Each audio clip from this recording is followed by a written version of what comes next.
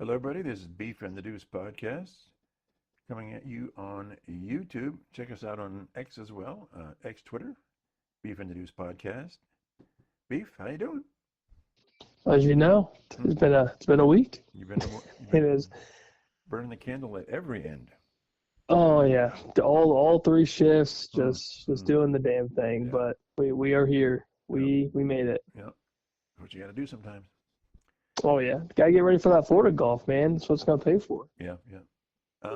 So let's talk a little bit OSU Texas game here. It's going to be Fox is going to have it. So Klatt and Gus and everybody they'll be doing the game. So isn't it, in fact, OSU versus Texas really about the quarterbacks more than anything else? Because the quarterbacks are so important. And we have a true rookie and a second-year guy who's not played a lot. Mm-hmm. So what did you?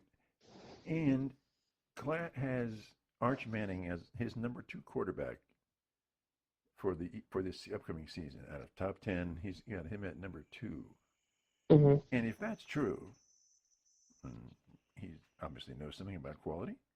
If that's true, then shouldn't Ohio State really be worried? Wouldn't almost you have Texas favored over OSU? Because OSU has not all, but a huge amount of defensive players that did not start last year. Mm-hmm. So what's your thoughts on that one? I'm kind of worried here. I got a lot of thoughts about this game. I bet you do. That's why. So I'll throw just a whole bunch at you. So, Okay. For one, I think a lot of the magnitude of this game is obviously defending national champions in the Buckeyes. Mm-hmm. So this is the first game of the inaugural season, starting off big, unlike a lot of teams that don't. Right. So for that, it's a little more interesting. Mm-hmm. In the sense that you're not leading off with a Kent State or a Bowling Green or a whatchamacallit State Central, whoever. Mm-hmm. You know, it's a legitimate game. It's a big game. It's a huge game. It's the biggest game of the weekend for sure. Oh, absolutely. Second thing, it's at freaking noon. Well, Which is insane. Like I understand, like, you know, you have to have some big games at noon, some at 3:30, some at 7, but like, if it's the biggest game of the week, and I get Fox has buku money, at this rate they have buku money, and Gus and Joel Klatt, in my opinion, are probably the best college football announcers that we have. Like I like Herbie sometimes, I like him and Fowler, like they're okay, but Gus and Joel are top tier in my book. So I guess for that aspect, it's great. But, like, this game should not be at noon. This game should be night, 7 o'clock, under the lights. Because the magnitude of this game is enormous. So that kind of frustrates me a little bit. And maybe you differ from that opinion. But I think that's very interesting. Just, again, because of the massive game. And it's week 1 of the college football season, and you're starting off with a legitimate bang. Yeah. So it's a little intriguing to me. So we can go back to that later. And 3, I think there's a lot of curiosity with obviously the quarterbacks, like you said. You have Julian saying more than likely the starter. How is he going to look? That was Bill O'Brien's boy. Obviously, Bill O'Brien leaves for Boston College. Julian Sand decides to stay. Who I wonder how that's going to look, which, again, everyone's curious about that. And then the hype with Arch Manning. Is he the dude? And you saw a glimpse of it last year against a nobody, a legitimate nobody. He put up 5-6 scores, and everyone was, up in arms about it. Like, this dude's the greatest thing since sliced bread. Well, didn't he play against Tennessee, though? I could be wrong. Well, maybe, I think a little bit, possibly. Say he played 2 games or played 2 games. Yeah. So, I mean, you got a glimpse of what could be. Right. So, obviously, there's excitement there for the Texas faithful, which as they should, because your successor to Quinn Ewers, who did relatively decent, and now you have Arch Manning, where there's a lot of hype. But I think more so, I think the curiosity is, how do the Buckeyes look after losing 14 guys? Right. And you start off week 1 with the Longhorns at home. So you're going to have the crowd behind you. The shoe's going to be absolutely packed, nut to butt, shoulder to shoulder, as it should be, regardless of if this is at noon. Hell, if it's at 9 a.m., that place is going to be packed. But at least to me, my biggest kind of question mark is going to be, how does this team look? Right. How does you have a completely new backfield? Your offensive line is going to be basically new. Obviously, new quarterback in Julian Sand or whoever it may be. New defensive coordinator, Matt Patricia. New offensive coordinator on paper with Hartline. And your only returning starters on either side of the ball that people are going to know of is Caleb Downs and Jeremiah Smith. Yeah. That's it. So it's going to be, I mean, again, Buckeyes bring in the best of the best. So I think the biggest question mark is just, how are they going to look? But don't you think the biggest is defense? Biggest question is the defense? I think for me, that's my biggest kind of, is this really the dude? Like when you go with Matt Patricia, like, is this the guy? Because I think player-wise, personnel-wise, we've got the people. It's just, it's the experience factor. Right. You don't have a ton outside of Caleb Downs, which... And, they haven't really played together in an environment like that. Yep, so that, like, synergy aspect, Caleb Downs is already a leader on that side of the ball. So I'm not worried about, like, that captain aspect of, like, getting your dudes together. But having Texas week 1 and a whole new team, it's a little nerve-wracking. But Ryan Day, hell of a coach. Coaching staff, that's one hell of a coaching staff. And you have the luxury of being at home. So that's you have that kind of comfortability aspect. And Arch Manning is going to be kind of in the same boat, too. This is his first full year as the quarterback of this team, full-time. Yeah. And you're going into one of the most hostile environments in college football. Yeah. So there's a lot that kind of goes both ways. It's vengeance time. It's revenge time, right? And Stevie boy, old Stevie wants some revenge after getting kind of embarrassed. Yeah, so kind of embarrassed, yeah. So I mean, it's the storylines are going to be big when it gets closer to that game, but there's a lot of benefits to both sides for both teams. And there's also a lot of question marks because Texas lost a ton of guys to the draft too. So I mean, their receiver core is basically brand new. They lost their starting running back. So Blues, my boy. He's my new Dallas Cowboy. And then they lost, a decent amount of defense. So it's it's nerve-wracking for both sides, I think, but I think a lot of it's going to come down to coaching. Like who's going to be better in this kind of atmosphere at this early stage of the season? Who's better? Who's the better coach overall? And I think Ryan Day does prevail. I just think the game's going to be close, truly close. Okay, so do you think, here's another OSU question, aside from quarterbacks, do you think Ohio State has the two best athletes in college football with Downs and Smith? 100%.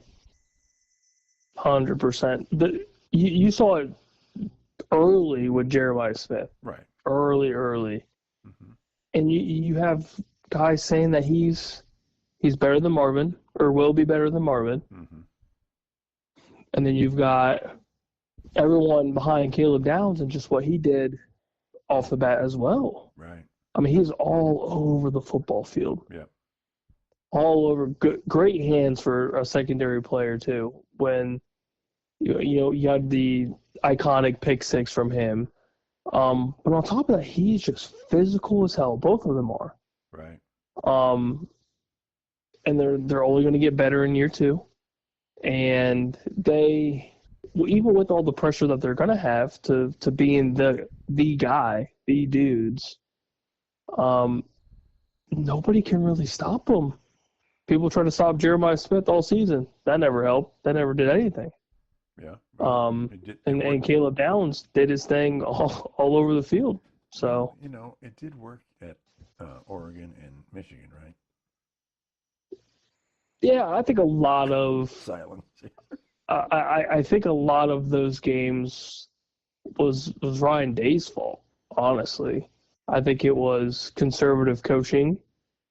And that especially the Michigan game, we just kept. I mean, we'll go back to it and hurt our hearts, but it was just the same run play over and over and over. Mm-hmm. And Mason Graham just ate it alive. That whole defensive line for Michigan just ate it up. Mm-hmm. And then with Oregon, it was just kind of the first Oregon game, I should say. Mm-hmm. It was just kind of weird. It was one of those where it's like, this doesn't really make a lot of sense. Yeah. It wasn't like Jeremiah wasn't open or he was just bottled up. It was like they didn't throw to him. Right. It was like they just kind of forgot he was there. Which is hard to do.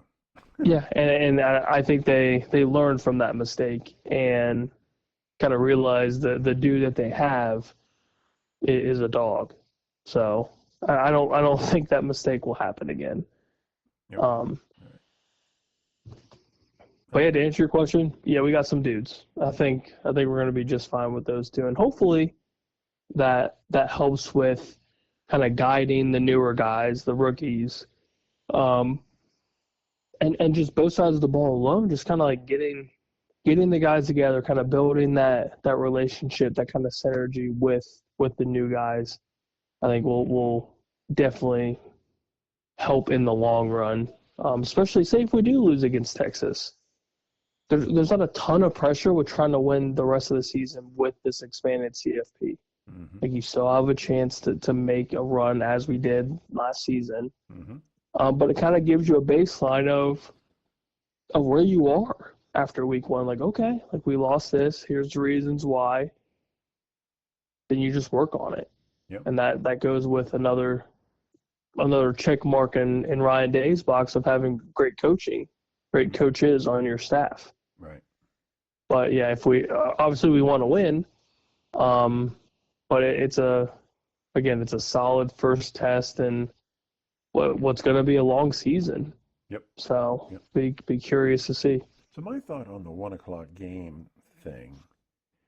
Now, is the new media agreement in place where it's Fox, NBC, and CBS, where I believe so. Fox had the noon game, national noon game, and then NBC has the 3:00 national game, Big Ten game, and then CBS has the evening, or what, 7:30 game. Mm-hmm.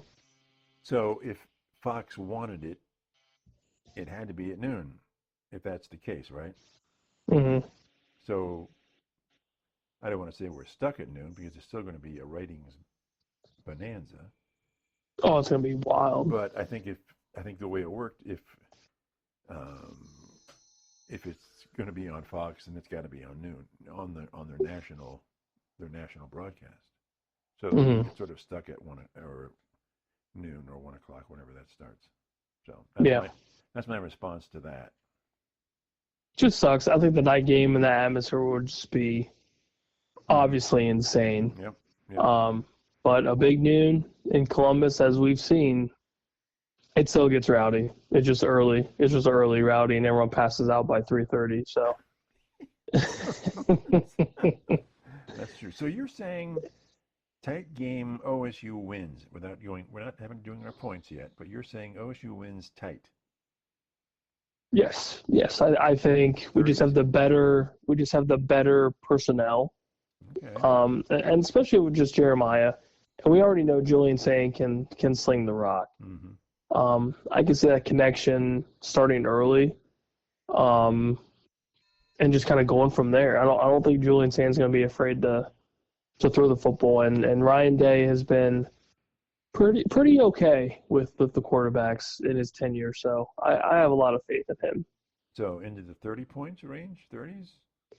I kind of like another 28, 24 maybe. Really? That's low scoring for these teams, Yeah, right? yeah. I like a 28, 24 early Hmm. as of right now. I would say it's going to be in the 30s. It's going to be a toss of the ball around the field. I'd love it. I would truly love it. A high scoring game and say we win by 3. Hmm. Yeah, just give me another heart attack. Why don't you? Just let it happen. So I'm going to say it's going to be the last team with the ball in the field is going to win the game. Okay. It'll be Yeah, I could see that. It'll be the last drive. Okay. Okay. Okay. I'm just saying. I like it. All right. I'm looking I like forward. it, and I just want to hear Joel Clay and Gus just lose their mind on the score to win the game. Yep. Gus might have a heart attack himself. Yeah. Yeah. Okay. So from OSU, let's move on to the University of Michigan self-suspending their coach for games. And this has to do with him eliminating or deleting a bunch of emails in regards to the call stealing scandal. Hmm. They've decided to suspend him for games 3 and 4, which are much easier than, well, the first game's a gimme, but then they play Oklahoma on the second game. So now apparently the NCAA will make some sort of an announcement in June, I think that they said. Hmm. And I'm thinking that the NCAA is going to say, yeah, it's those two and it's going to be some more. But who knows? Anyway, I guess if you have to suspend your coach, I guess you'd want to make it on the easiest games, right? It's comical to me. Mm-hmm. That I guess in hindsight they claimed they didn't do anything. They didn't do anything wrong. Nothing was wrong. Nothing was done. Blah blah blah blah blah. But they fired people. Yeah, but they're firing people. Harbaugh runs away, which, again, rightfully so. You had a job offer. Yeah, you take it and go. Yeah. Was it offensive coordinator? Defensive coordinator? Went with him? Oh, yeah, he took, I think, like a quarter of his staff or something crazy. Yeah.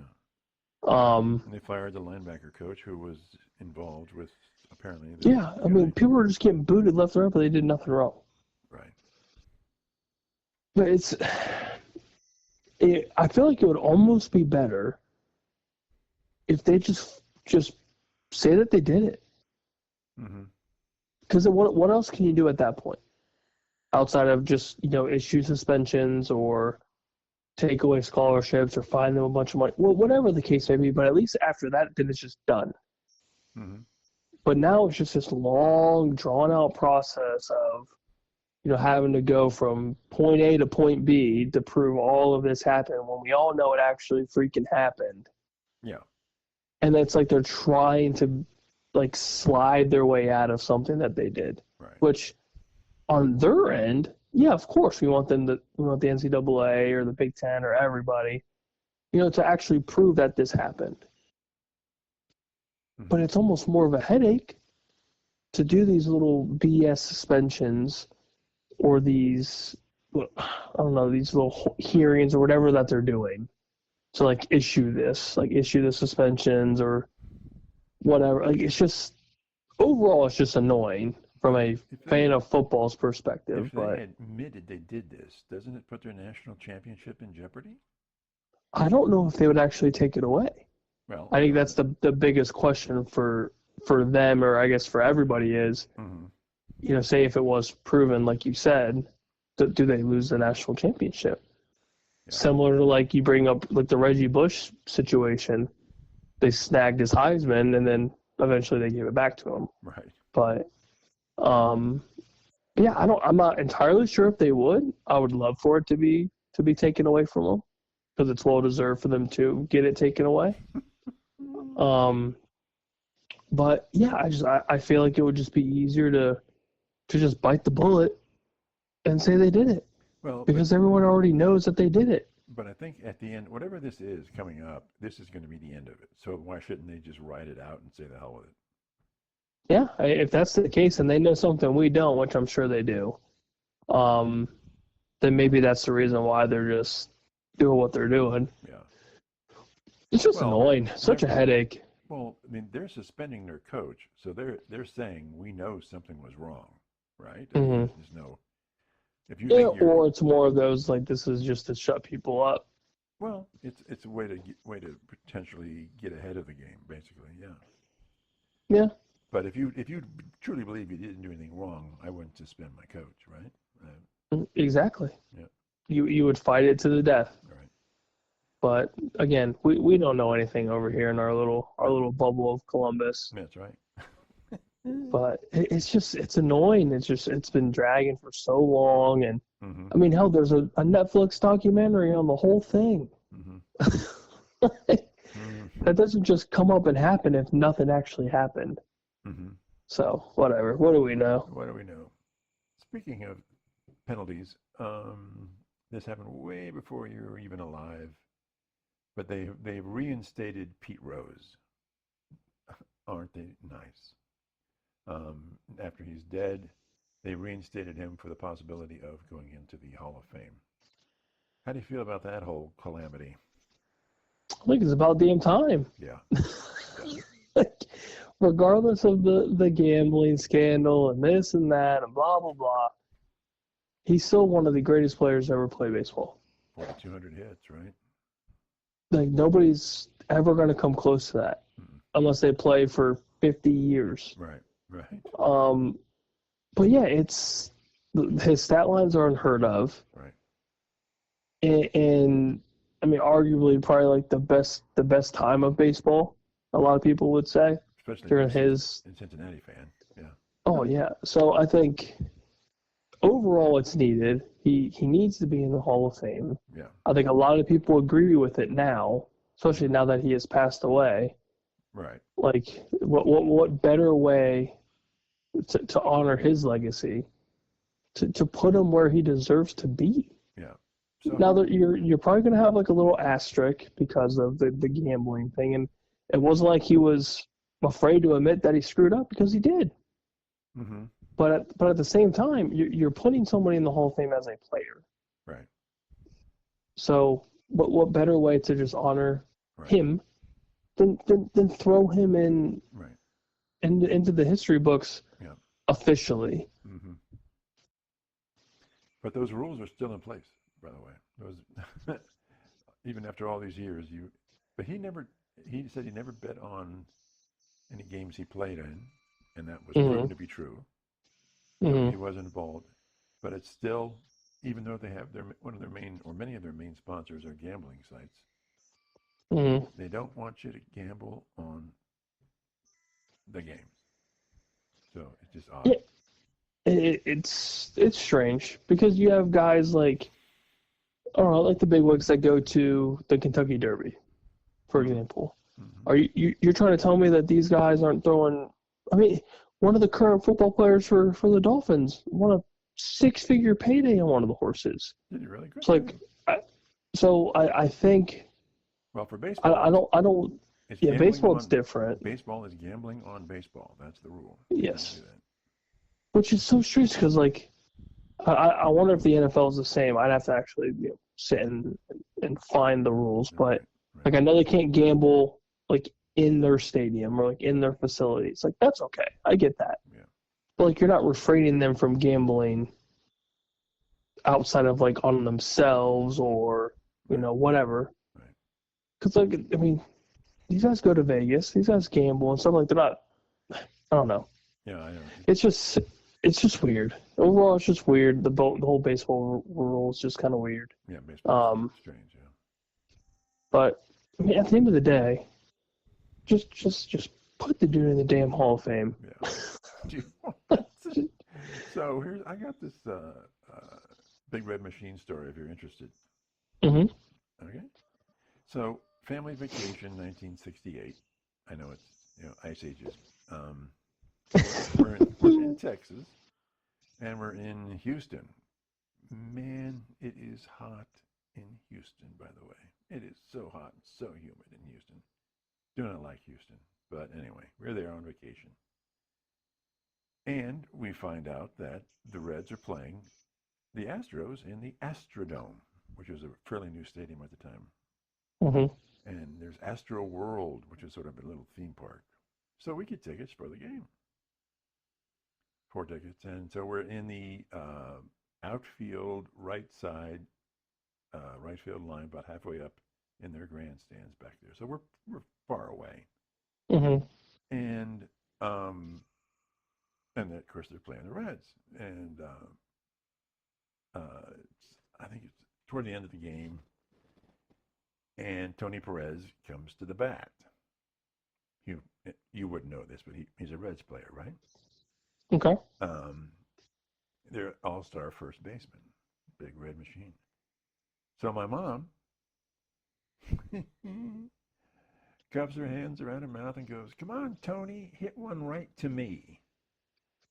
Now we're in Houston, and we're in probably where a lot of Houston fans are sitting. Well, I know this because they all turn and look at my mom. And I'm thinking, like she's crazy, I'm sure. She's nuts. And I'm thinking, we're not getting out of here alive. We're just not going to get out of here. First pitch, whatever. Come on, Jenny, do it again. Come on now, hit me one. Just screaming top of her lungs. And my dad's just trying to, slide under the seats and just hide. Just hide. She's not with me. I don't know who these. These are not my sons. This is not my wife. I'm here by myself. And on the third pitch, he hits one right to us. Ooh. Big, deep hit. Crack of the bat, and I'm like, this ball is headed right for us. Now, it landed 2 rows in front of us, but literally right in front of us. And did we get a bunch of looks? Everybody's like, and that hit won the game, by the way. That's amazing. Yeah, and I'm like, oh God, here we go. You guys are not getting out of Houston nor the stadium ever. Yeah. Anyway, so that's our big red machine in Houston story. So that's pretty sweet, though. Yeah, it's kind of fun. That's sweet. Houston. It was in the summertime. Oh my God. Yeah, it was in the summertime. Good summer vacation. So yeah. Whew. Man, that town is hot and humid. Anyway. So that's it. Okay, so memory lane is done.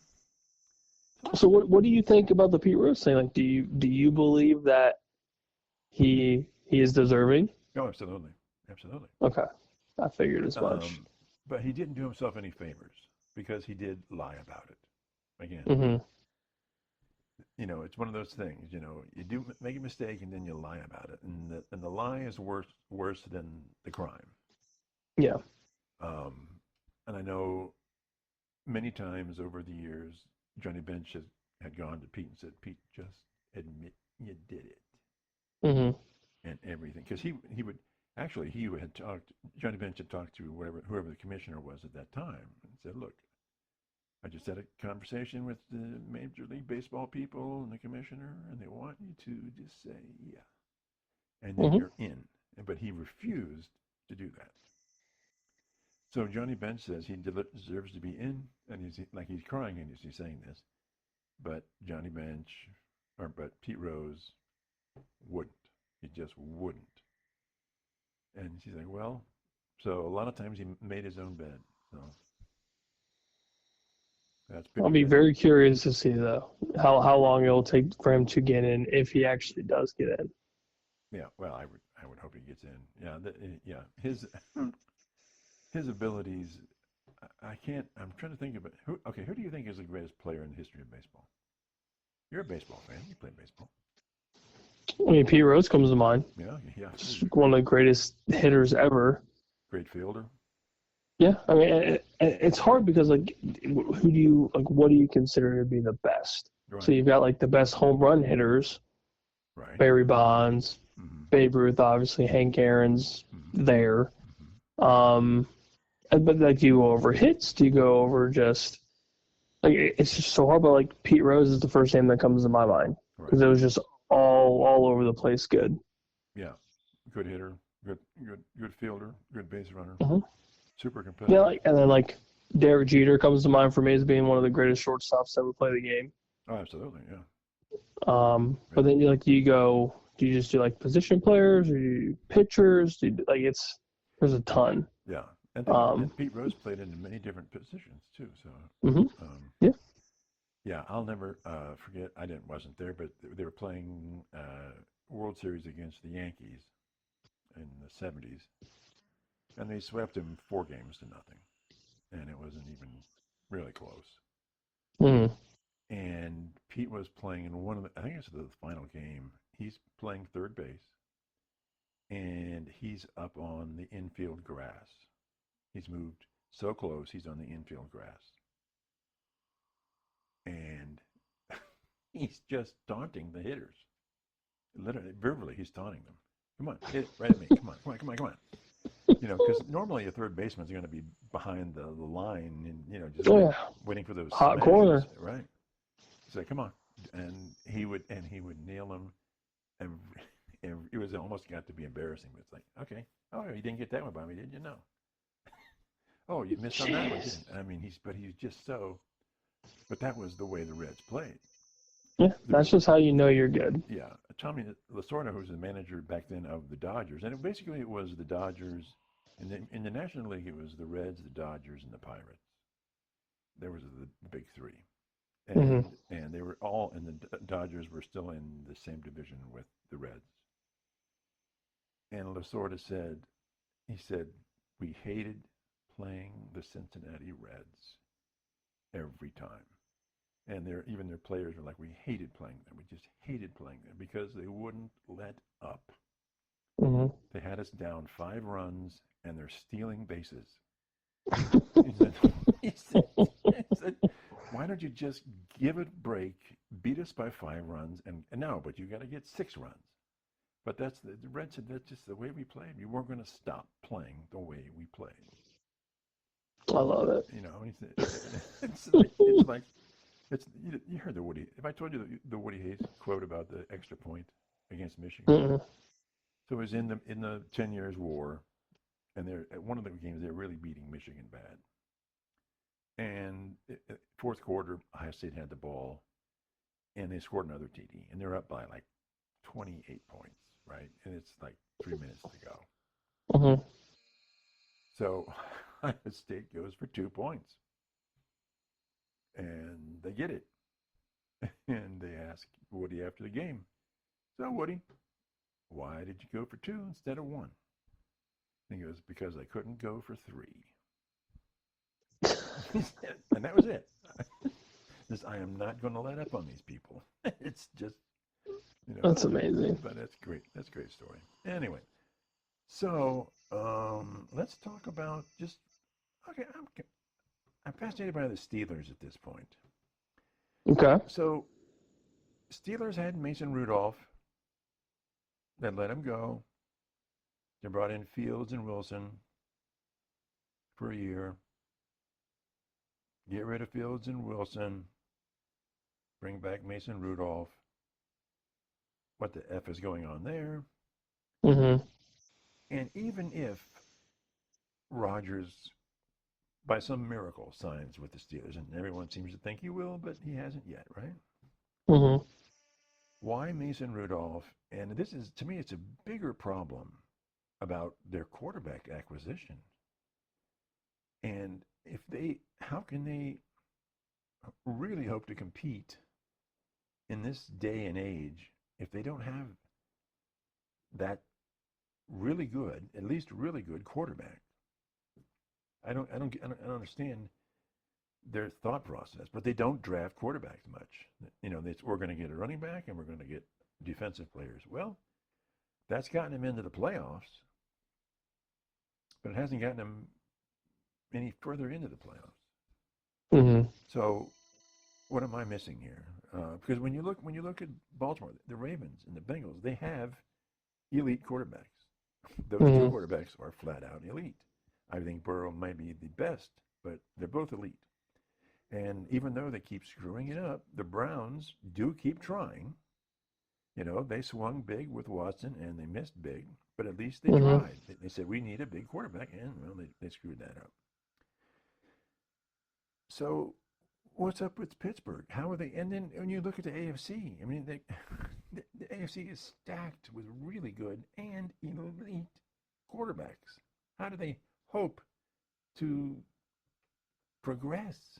I don't get it. Fill me in. Teach me. Oh, oh, great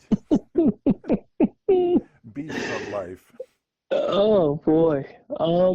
Or is this bullshit and we're just moving on? I don't know. It just So, it just stuns me that they're doing this.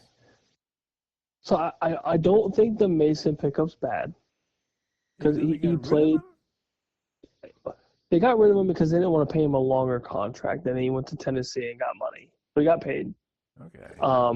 And then Tennessee wasn't going to renew a contract with him because they're going to draft Cam Ward. And then they still had Will Levis under his rookie stuff. So there's no point in releasing Will Levis when you have a quarterback for cheap. Right. So there's just no place for him.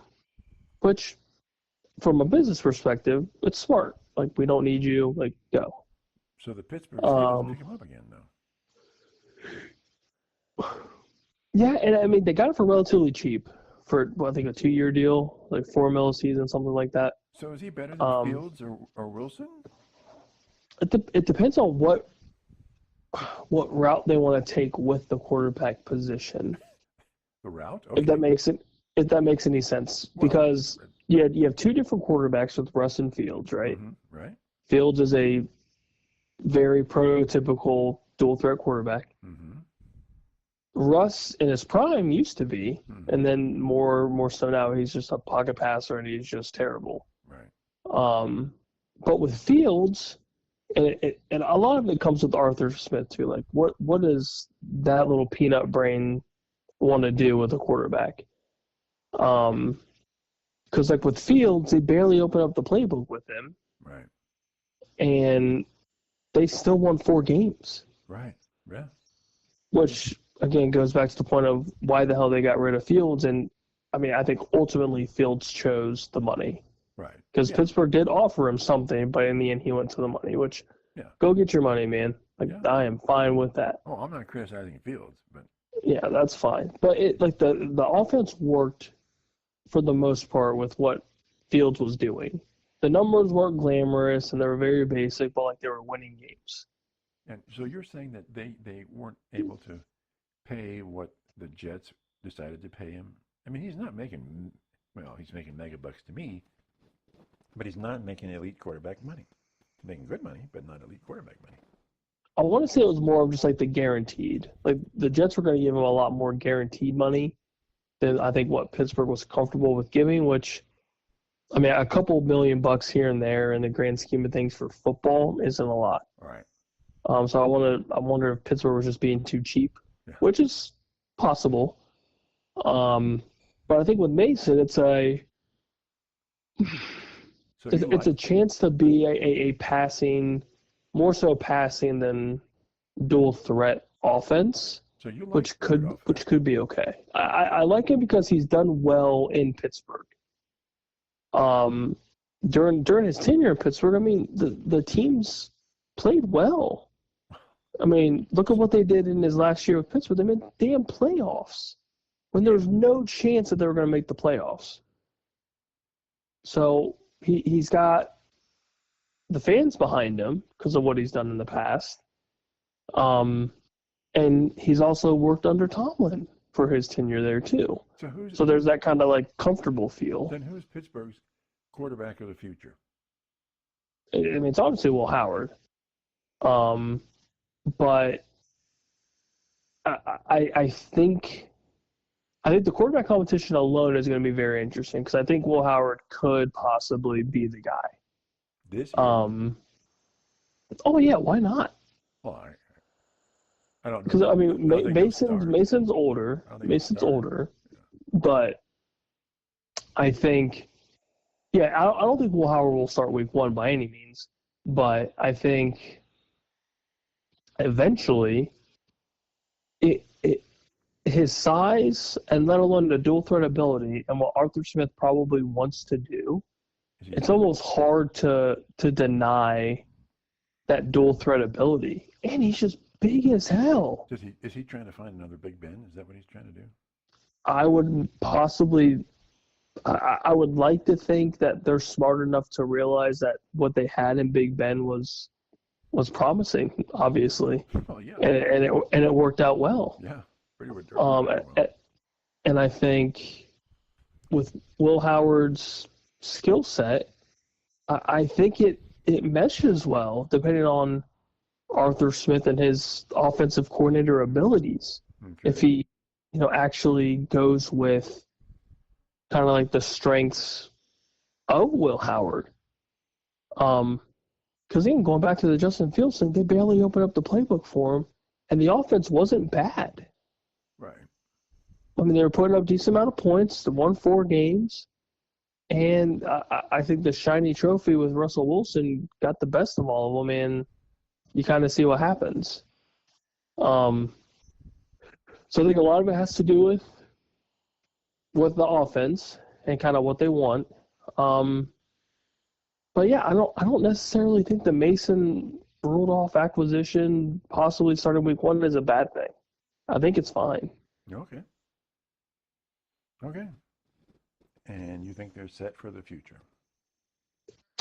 I would hope so. For Will Howard's sake, I mean, there's a lot of positives around him, and they got him for super damn cheap. Right. And then you're going to give him time to develop and say if Mason does go down, you're not sitting there like, oh shit, like we have to start Will Howard. Mm-hmm. Like you're not upset about it, and I would assume they believe a lot in him to take him and already sign him to his rookie deal. Mm-hmm. So he's obviously doing something right early. Mm-hmm. And if Pittsburgh was looking at him for a while, which it sounds like they were, he obviously proved a thing or two and really impressed the front office of Pittsburgh and Mike Tomlin. Mm-hmm. So I think they're sitting okay. I mean, the running attack should be fine with Caleb Johnson and Jaylen Warren. DK is going to do his thing. Are they making the playoffs again? It wouldn't surprise me. I'll put it that way. I'm not going to say yes. With the AFC West as strong as it is? Yeah, I'm not going to say yes, but it would not surprise me if they did, if they snuck in somehow, some way. Because we're assuming the Baltimore and the Bengals, I'm assuming the Bengals will get in somehow. Yeah. With a massive offense. And I'm going to say Cleveland will not get in. Nah, probably not. But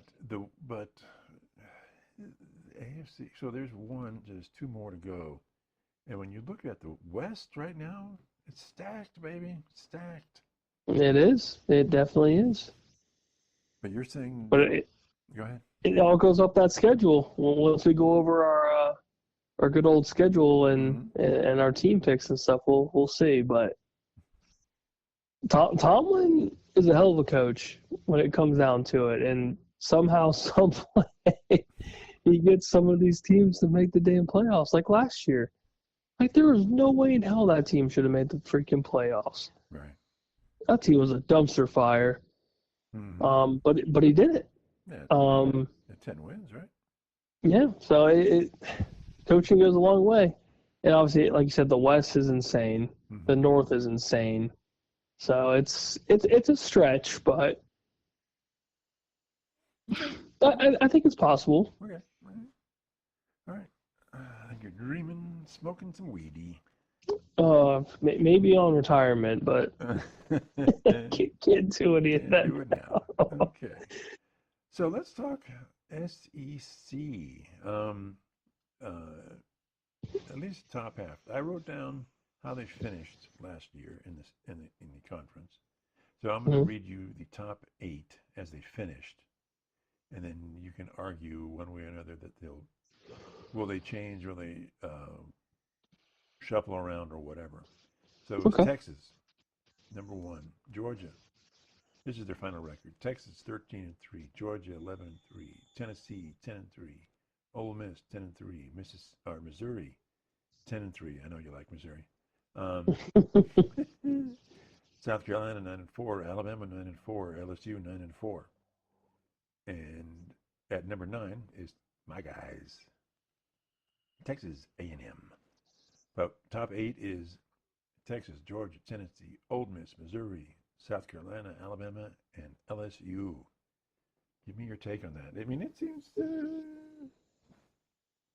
I kind of like it. Of course, well, Ole Miss, they lost their quarterback. Yeah, so Ole Miss is going to be interesting because you just don't really know. Right. Tennessee lost their starting quarterback, so who knows there. There. LSU, I think, is going to make a decent hike Mm-hmm. because they keep Nussmeier. They keep a lot of their guys. Yeah. Um, Yeah.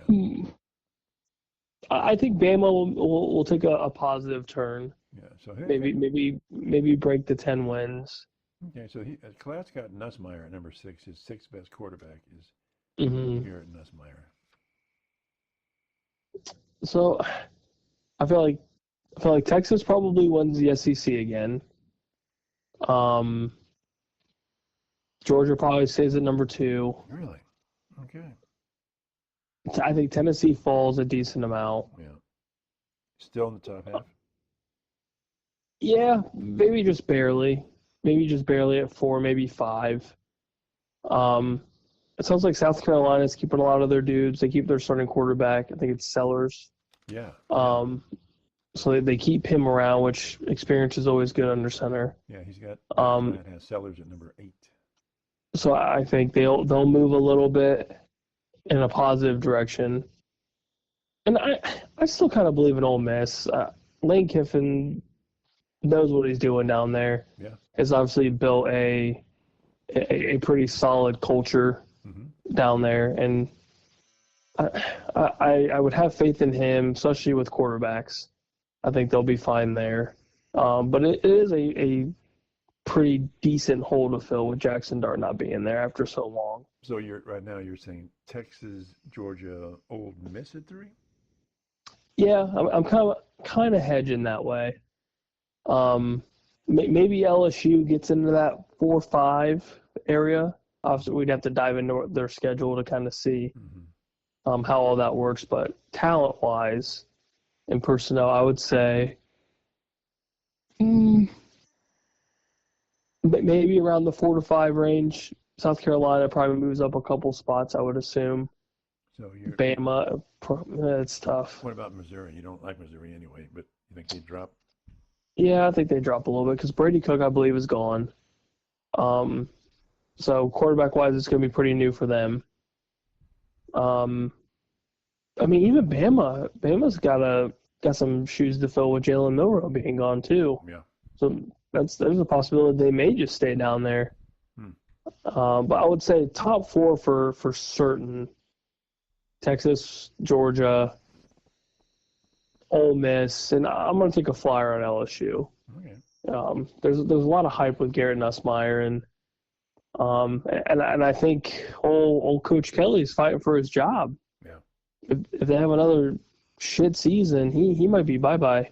So it'll be interesting to see what LSU does with keeping Nussmeier and like you said with Joel Klatt having some positive outlook on him. It'll be interesting to see. So what's your take right out of the top? At 9 and 10 are A&M and then Florida. Florida had a heck of a last end of their season. So what's your take on the A&M's and Florida's? Are they stay below the half line? I would say they stay where they are. Really? Florida always has such a meaty part of their schedule that like last year was kind of unlikely.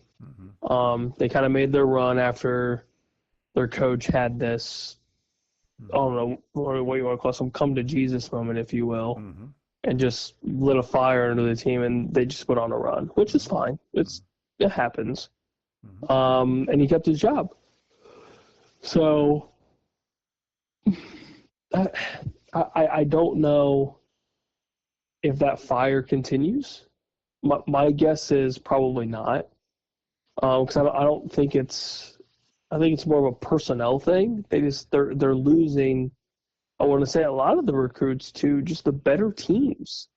Like Texas comes in the SEC, they're probably taking a decent amount of recruits from a lot of these other SEC schools. Yeah. Georgia's still doing Georgia things. Oklahoma's probably snagging, some recruits. And the Aggies are just interesting. Like They always are. It's I don't know. I feel like for the most part, personnel wise, they're just very middle tier. But they just have such crazy home field advantage that they get these massive wins. Yeah. But mediocre talent's not going to take you far in the SEC. So I would safely assume they'll be kind of at the bottom. So in the top half, as we look at the top half, you're saying kind of the way it is, only Tennessee and Missouri are going to slide further down, probably like at 7 or 8. Yeah, probably. And everybody else just kind of shuffles up. Yeah, I think so. I mean, it's hard to move the top two anywhere but the top two. Yeah. Texas and Georgia aren't going anywhere. Yeah, everyone else. I mean, you could kind of just throw a dart at the wall and see who you hit. I feel like everything's kind of up in the air from 3 down. But yeah, if we're spitballing, I mean, Ole Miss is probably going to hover around there somewhere. But yeah, I mean, I'm not even confident with that. Yeah. So is Vandy just had a wonderful Cinderella story and now they're going to go back to where they belong kind of thing? Yeah, probably. It's probably. I just don't. A lot of those we talk about the Big Ten all the time. Like these lower tier programs, they're just not going to last. You might have that Cinderella story for a year. Yeah.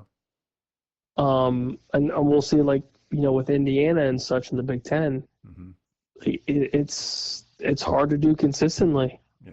And I don't know if the transfer portal or any sort of NIL money is going to help kind of dictate their future. Indiana got super, super lucky and everything kind of mended well, and you saw what happened. But I don't even think Vanderbilt has that type of sway or influence on recruits the way that some of these other programs do. So it would be super tough. So I guess we're going to tease one of the things we'll talk about next time, which is Joel Klatt's top 10 quarterbacks. He has number 9, Luke Altmaier at Illinois. And he is saying Illinois should have a serious, serious run into the CFP playoffs this year. They should really have a good shot. Interesting. They had 10 wins last year. Your boy Bielema just got his nice little extension too. I like me some Illini here. You do. You might be swaying off your Aggies and going to fighting Illini here. Don't you ever say that again. Yeah, but no. So, is he crazy with Illinois? I don't think so. We kind of saw them at the end of the season make a pretty strong push and influence a lot of people. And I think Coach Bielema's doing something right. Top four? It's very possible. It's very, very, very possible. Would you put money on it? Let's wait till August. Let's wait till August. We'll wait till August, and I'll start showing you my college football bets. I usually do who makes the college, like last year I did who makes the college football playoff, and I got some of them right, not all of them, but I'll have to see what the odds are for them. But I think as of right now, I could see Buckeyes, Oregon, Penn State. That kills you to say that, doesn't it? It hurts. I bit my tongue. I could see Illinois taking that 4th spot. We'll have to look at their schedule and do our picks from there. But yeah, I mean they could, depending on how this whole Michigan thing fares out with Bryce Underwood if he ends up being the starter. Yeah, that'd be very interesting because you're going rookie hype with Michigan, and then a proven quarterback and an old Lukey boy. So Yeah. that'd be interesting. Yeah, we'll have to dig into that. Yeah. Yeah. So yeah. Yeah, the Interesting. top six are interesting in the Big Ten because I think Indiana's still you still have to list them as a contender for it, right? Yeah, yeah, Until we know differently. I mean, yeah. And then you never know with USC. I yeah. know that kills me as well, but you never know with them. Mm-hmm. Never know. Yeah. Big Ten could be spicy as well. I mean, the SEC I think will be interesting, but Yeah. yeah, Big Ten's looking mighty good. Okay. Well, that's it for us this time. Again, we'll be talking some more college next time and getting closer to the pro game as well. So we'll talk to everybody later. Bye.